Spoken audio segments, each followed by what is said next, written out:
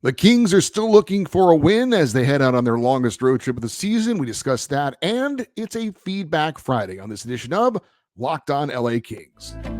You are Locked On Kings, your daily podcast on the Los Angeles Kings, part of the Locked On Podcast Network, your team every day.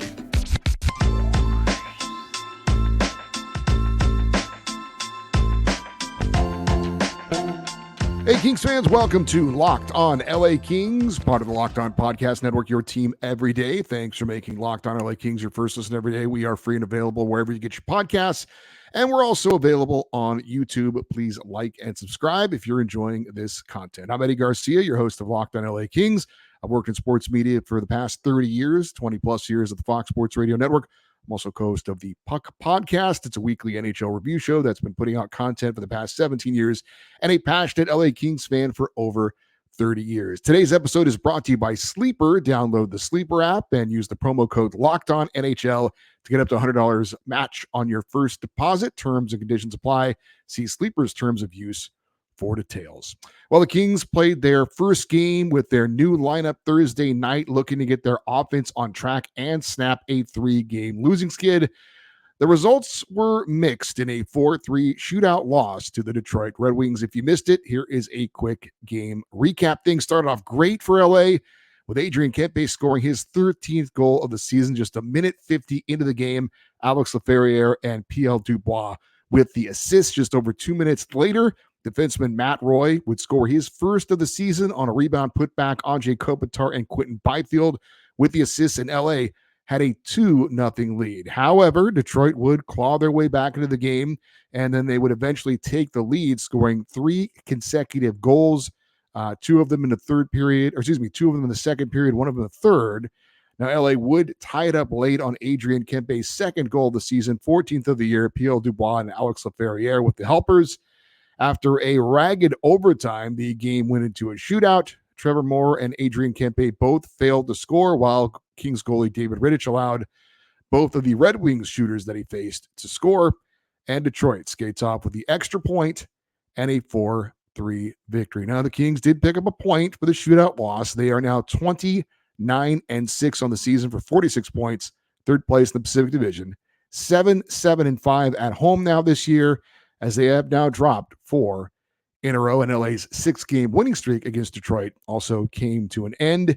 David Rittich allowed 3 goals on 27 shots to suffer his first loss as an LA King and his first career loss to Detroit in 4 starts. Let's check out the game stats in this one.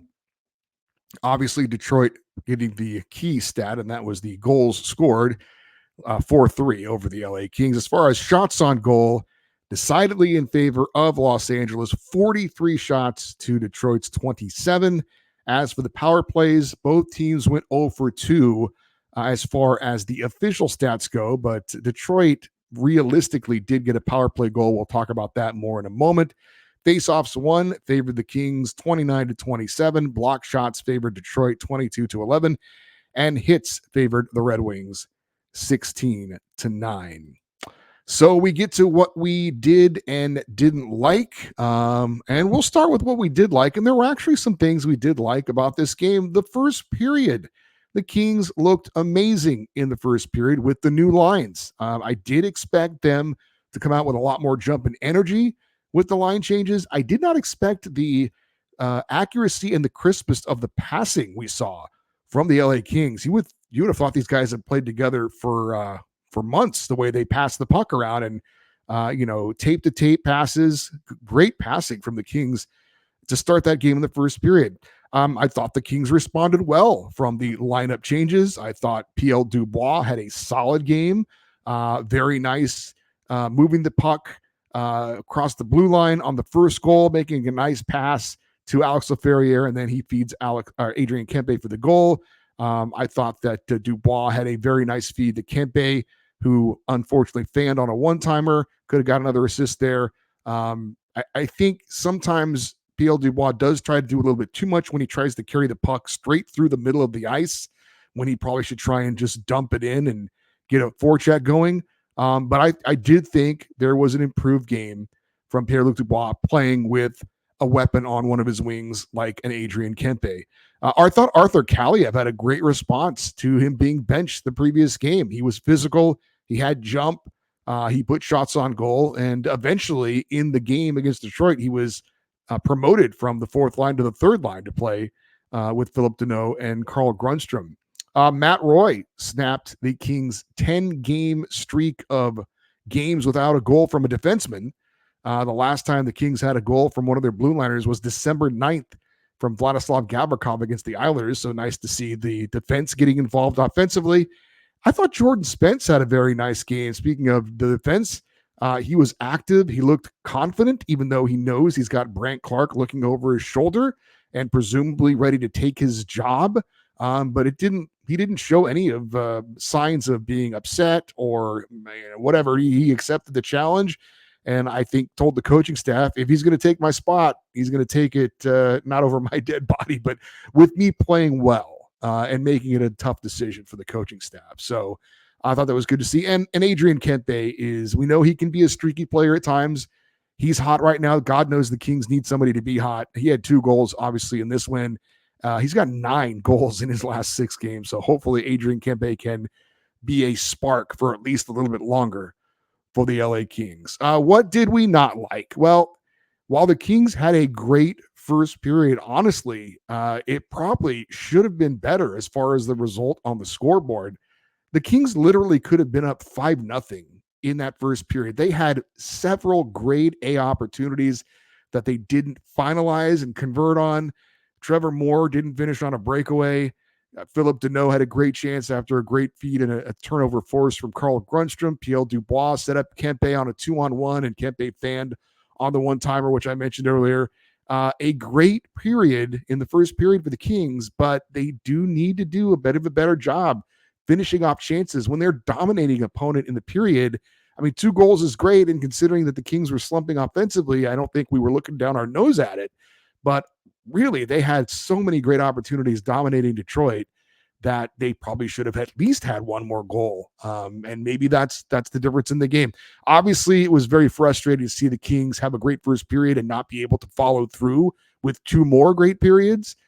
They weren't awful, but not good enough, and not good enough to build on all that energy and great play from the first period to put Detroit away. The power play still not getting it done, although at least I did see some different things being tried from the power play. And as far as what they were doing schematically, Adrian Kempe was at the point a few times. They even tried to set up Drew Doughty in the high slot, which I hadn't seen before. The results, though, still not there. I was at least pleased to see it looks like they're trying some different things, but I think we still need to see some personnel shuffling on the power play units, as we have seen on the forward lines. Maybe that does include Brandt Clarke coming up here in the very near future. Maybe that will help. I thought the Kings were awful in overtime. I have not seen the Kings, and again, I don't want to be a prisoner of the moment. I can't recall a worse overtime for the Kings. They should have lost that game in overtime a couple of different times. Kevin Fiala needed to make a line change, stays on the ice, then turns it over for a clean breakaway opportunity, and David Rittich, fortunately for him, came up with a save. But that overtime was ragged and unorganized and just awful. We've seen the Kings look pretty good in overtime on occasion, at least as far as making smart line changes, backing it out, setting it up, trying to get mismatches, maybe Adrian Kempe against another forward, things like that. They didn't do any of that in that overtime. It didn't matter because they eventually lost in the shootout, but that was a bad overtime for the LA Kings. And in hindsight, maybe the decision to start David Rittich in net was a mistake. I thought he had a strong start, but he was a bit shaky the rest of the way. The Kings' first goal, it kind of rolled up his arm and went into the net. That's one you probably got to save. The second goal from Detroit was a slap shot from way out at the blue line. It did just go right inside the right post. So the accuracy on the shot was pretty good, but anytime you get a shot from that far out, it feel like you should be able to try and see it. Although he was screened, there was a screen involved in that one. But again, when it's that far out, those are tough goals to give up. And then the third goal was right after the Kings had killed off a Detroit power play, but the player out of the box hadn't gotten back in the play. Literally the goal was scored right after the power play expired. So it was realistically a power play goal for Detroit, not officially. But Rittich allowed a rebound right out in front that was put back in. You look at this game, it felt like an important game, right? We talked about it on Thursday's show. Really wanted the Kings to get on track after these lineup changes, get a win to jumpstart them going into this road trip. And again, in hindsight, maybe it would have been better to start Cam Talbot in this game over David Rittich. Would that have made a difference? We'll never know. But again, I will say in hindsight, I think he probably should have started Cam Talbot in this game. So the Kings are riding a 4-game losing skid. The Kings did not lose 4 games in a row at any point last season. They did have 3 separate 3-game losing streaks. I did think there was some progress for the Kings. I thought they responded at least initially well to the lineup changes. Obviously, we got a little bit of offense there, 3 goals. Certainly not the result, though, that they were looking for. Wanted to get the 2 points, not the 1. But as we mentioned on Thursday's show, now the Kings go out on the road where they've been so good this season, 6 games in 10 days. Starting in D.C. on Sunday, the Kings are 13-2-1 on the road, best road record in the NHL. Hopefully this road trip, the longest road trip of the year for the LA Kings, will get them going. We do have some more Kings news coming up and some good news involving the Kings' number 1 goalie in Cam Talbot. We're going to get to your emails and hopefully some of your YouTube comments as well. That all coming up here on Locked On LA Kings, your team every day. A snap into action this NFL season with FanDuel, America's number 1 sportsbook. Right now, new customers get $200 in bonus bets guaranteed when you place a $5 bet. That's $200 in bonus bets, win or lose.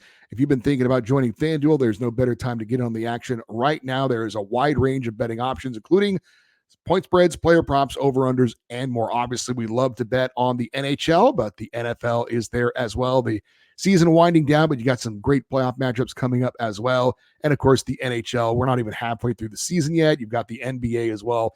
A lot of great options for you to get your bet on with FanDuel. And of course, you could place a bet on the LA Kings coming up this Sunday against the Washington Capitals. Just go to FanDuel.com/lockedon and bet all season long on the NHL and the NFL as well. FanDuel, the official partner of the NFL. And you know that on this show, you get some in-depth analysis and sometimes some hot takes. Well, let me give you my hottest take of the day. The best lineup in LA right now is the lineup of auto loans at Logix. They start off with the top line favorites, the proven and dependable new and used vehicle loans. You can count on these guys to give you low rates and save you big time bucks. Up next, they've got an exciting new rookie sensation in their electric vehicle loans with super low rates and flexible payment terms. Rounding out their lineup, they've got their auto refinancing loans and lease buyout loans. With these guys, you could lower your monthly payment and get on the road to owning your car faster. Look, I know it's a hot take, but seriously, no one can beat the lineup at Logix. Visit your local Logix branch right here in LA and the surrounding areas and let one of their amazing team members help you. Or just apply online in minutes at logixbanking.com/car. That's logixbanking.com/car. All right, did want to pass along before we get into your emails, some well-deserved good news for Kings goalie Cam Talbot. The first-year LA netminder has been selected to represent the Kings at the 2024 NHL All-Star Game coming up Sunday, February 3rd in Toronto. In 25 games for the Kings this season, Talbot has a 14-8-3 record among goaltenders with at least 20 games played. Talbot's 2.10 goals against average and .925 save percentage lead the league, while his 52 goals against are the third fewest. Talbot has allowed 2 goals or less in 16 of his 25 appearances, helping the Kings rank first in the league with a 2.35 goals against average per game. He also leads multiple categories among goaltenders who have appeared in at least 10 road games, including most wins with 10, save percentage at .943, goals against average at .160, goals against 19, and shutouts 2. His road record this season, 10-1-1, and he'll be getting a lot of starts on this upcoming road trip, and hopefully all those numbers will hold up and the Kings can get back on track. So the initial list of the 32 All-Stars, 1 per team, has been revealed. There are an additional 12 players, 8 skaters, and 4 goalies that will be voted on by fans to go to the All-Star game. I think Anjay Kopitar and Trevor Moore certainly are very deserving, but it's up to you, Kings fans. You want to get these guys into the All-Star game, you need to go to nhl.com/vote. You can also go via X, Twitter, and vote on the NHL app as well. So again, nhl.com/vote if you want to get a couple more LA Kings into the All-Star game coming up in Toronto. Let's get to some of your emails from this week. This one comes from Jimmy in Cerritos. He says, "Hey, Eddie, just watched the Kings fall 3-0 to the Leafs. And like most Kings fans, I am not happy. 3 drop games in a row. And besides the wins against the bottom feeders, Sharks, a win against an underwhelming Flames team, and squeaking out a shootout win over Seattle, this past near month of games has been terrible. It feels like teams have figured out the Kings offense. Todd McClellan looks like he's starting to get desperate for convincing wins and has finally resorted to mixing up the lines that have been together since pretty much the start of the season. With all that said, do you think maybe it's time to call up Brandt Clarke? He's been great in Ontario and just won the AHL Rookie of the Month. Bringing in our shiny young offensive defenseman could give the Kings a new look and bring in some much-needed offensive talent." Obviously, this email came in from Jimmy the day before Brandt Clarke was called up, so good job by you, Jimmy, of predicting that move. As far as I don't think it's fair to say that Todd McClellan is panicking or grasping for straws. Desperate, I think, is the word you used by making the lineup changes. I think that's what a good coach does. I think he, went as far as he could with what the lineup was and decided we've got to change things up. It's not working, and that's what they did. So I don't see that as desperate. I think that's exactly the move that should have been made. I think the offense is stale. Certainly they're mixing it up. So I like I said, I wouldn't agree that was a desperate move. As far as Brandt Clarke goes, we'll see. Like I said, I thought it was a little bit of a premature move. I think is probably the best way to put it. I didn't think it was a move that needed to be made right now. I think that the Kings should have given the new shuffling of the lines at the forwards, for the forwards, giving it a little more time to see how that worked out. And then if you felt like you needed another change up or a spark, then maybe you go to Brandt Clarke, but we'll see how it turns out. This one comes from Matt, who says he's an everydayer. Thank you, Matt, for that. I didn't include his location. Maybe he did in a previous email, but I'm going to say it's Matt in Montebello. He says, "First of all, I was stoked to see the team call up Brandt Clarke. I've been waiting for that to happen for a while now. In regards to the projected lineup changes I saw on your Wednesday video, I think a change was needed. I would like to see if they put Dubois on the second line because he has a core player, Kempe, next to him. Before Dubois was on the third line, he didn't have a core player next to him. He only had Laferriere and Grundstrom. I think that's why he wasn't putting up the points expected, because he didn't have a Kempe or a Fiala next to him. Not an insult to Laferriere or Grundstrom or anything, but I think that now he's with Kempe, he will do better. I also like the idea of Moore on the first line because he's on track for practically a 50-goal season right now. Based on how the lines were changed, in my opinion, it looks like the top 3 lines each have 2 or more core players on it. I'd also like to see them change the power play up because right now it obviously is not what it was last year. Yes, there is the Arvidsson factor, and he's the only right-handed shot, but that doesn't constitute the percentage dropping this much. I think we should move more to the first power play unit since he is now on the first line. Go Kings, go. And that is from Matt. And Matt is echoing some of the things I said on a recent show that, it is definitely, we've seen the forward lines being shifted around, and it's now time, and I said it again in this episode, it's time to change up the personnel a bit on the power play as well, because why not? How is it going to make things worse than it is right now? As far as the Pierre-Luc Dubois comment, now having Adrian Kempe playing with him, and you think he's going to play better? Well, the results were what they were in the first game. I think that he definitely had a much better game, and Kempe had a pair of goals. So far, so good with Pierre Dubois moving up to that second line and having a, as you called it, a core player playing next to him. Let's see if we can get another email in here real quick. We've got a few more. Let's see. This one comes from Chris, and he is in Northern Nevada, Carson City. And he says, "A very frustrating week to say the least. Losing in the shootout is such a letdown when you have so many chances to win the game. I said during the Toronto game that I thought the Kings needed to bring up some fresh talent from the AHL and was pleasantly surprised that they did with Clark. Looking forward to seeing what Clark can bring to the offense. Also, could you see him as the right-handed shot on the power play? Maybe him and Doughty on the same power play. I like the changes with the lines. I think PL Dubois and Kempe are a good fit. PLD needs a playmaker on his line and really hasn't had one, and Kempe doesn't need to carry the puck to be dangerous.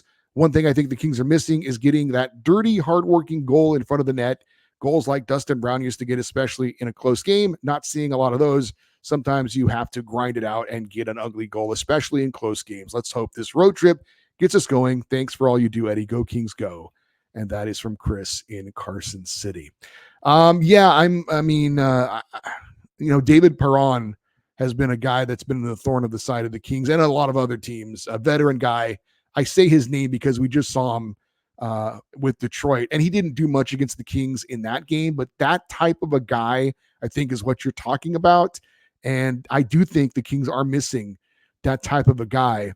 I think looking way ahead, way too far ahead at this point, I do wonder if the Brandt Clark promotion is to not only to get him a look, because I think they like what Jordan Spence has done, but, and again, I'm really projecting ahead here, if Brandt Clark comes up, plays really well, Matt Roy is a free agent after this year, and the Kings probably aren't going to be able to re-sign him. I wonder if the Kings, again, if Brandt Clark comes up and plays well, if the Kings would be looking to move Matt Roy to get one of those kinds of forwards, one of those hardworking, grind it out, go to the net kind of forwards to kind of help supplement some of the skill they have up front. Just kind of spitballing there.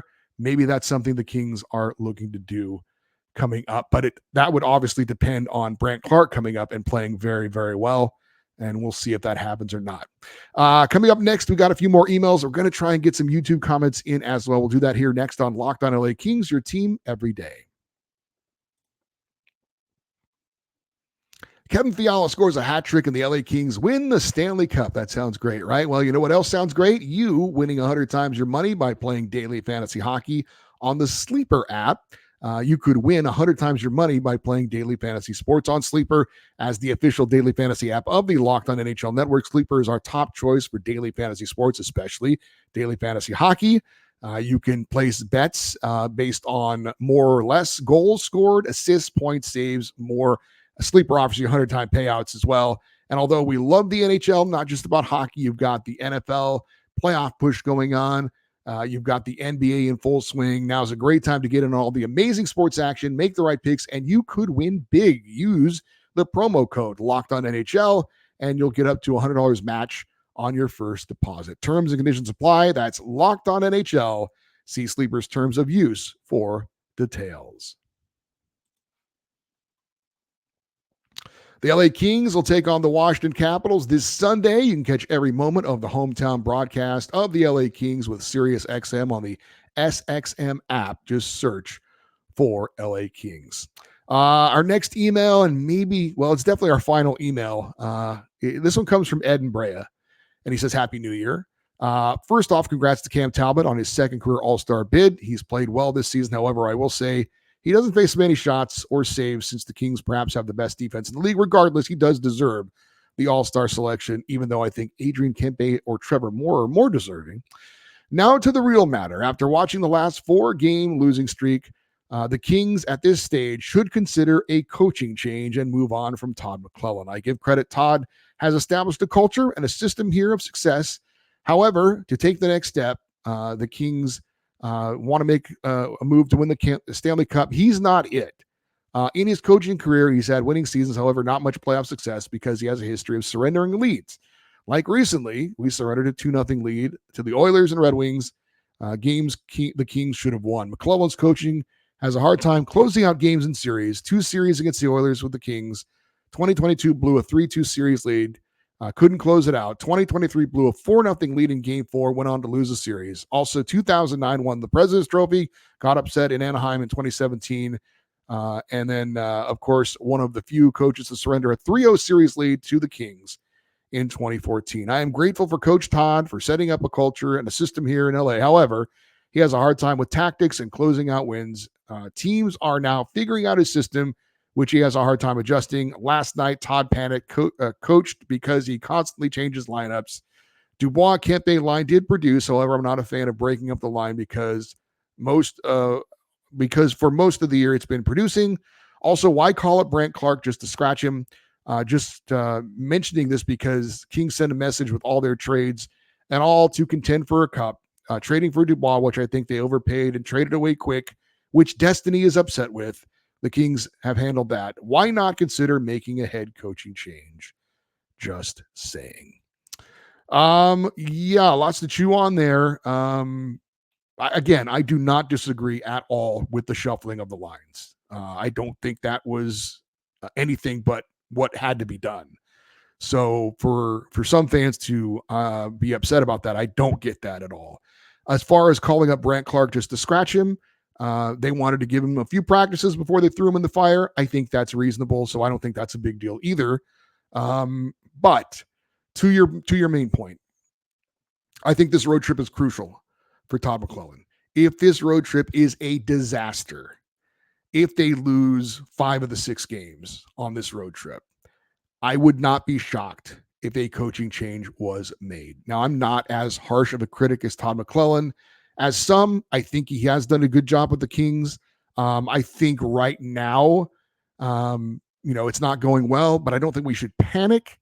That having been said, with the way the Kings have played this year on the road, and it's been so much better than at home, if they go out and do a faceplant on this road trip, and when you see teams like Seattle and Edmonton getting hot and not that far behind the LA Kings in the standings, I could see the Kings certainly considering a coaching change. Now, again, I agree with the shuffling of the lines. He benched Kevin Fiala for a little while, and I thought that was the right move. He benched Arthur Kallio for a game. He came back and played well. So some of the things that Todd McClellan has done have been good. But the Kings are in it to win the Stanley Cup this year. That's what they've talked about. They've spent the money. They're spending to the cap. They're holding the Kings players to a high standard. They've got to hold the coach to that standard as well. So I don't think that's necessarily a conversation they're having right now. But again, this is a big road trip for the Kings. If they don't kind of snap out of this, if this is a disaster of a road trip, I could absolutely see them considering a coaching change in the near future. So it's a big road trip for the Kings, and I think it's a big road trip for Tom McClellan. Again, has to be a really bad road trip, but if that does happen, I could absolutely see them considering a coaching change. I'm sorry we're not going to be able to get to the YouTube comments, you guys. I apologize for that. Just running out of time here, but I thank you for all who took the time to post comments on the YouTube episodes. There was a couple of good questions here too. You know what? I'm going to try, if I can, maybe on Monday's show, maybe we get into a couple of these topics or at least something next week. But anyway, thank you to everyone who contributed this week with the emails and the YouTube comments. Really appreciated this show. Obviously, it's not possible without your participation. If you want to send an email, the email address is lockedoneddie@gmail.com. You can also post your comments on the YouTube channel. I do read those comments. And again, I think there's certainly one in particular I want to use for an upcoming show and discuss. For you everydayers, those of you that listen and watch Locked On LA Kings every day, on Monday's show, obviously, we'll recap Sunday's game against the Washington Capitals. And then we'll have the week will play out the rest of the week as well as we travel with the Kings on this big road trip they've got coming up. And it'll culminate next Friday with another fan feedback show. Hope you stay connected with the show throughout the week on social media. Follow us on X and Instagram at Locked On LA Kings. I'm Eddie Garcia. Thank you for listening and watching this episode of Locked On LA Kings, part of the Locked On Podcast Network. Have a great weekend. We will talk to you on Monday. And as always, go Kings go.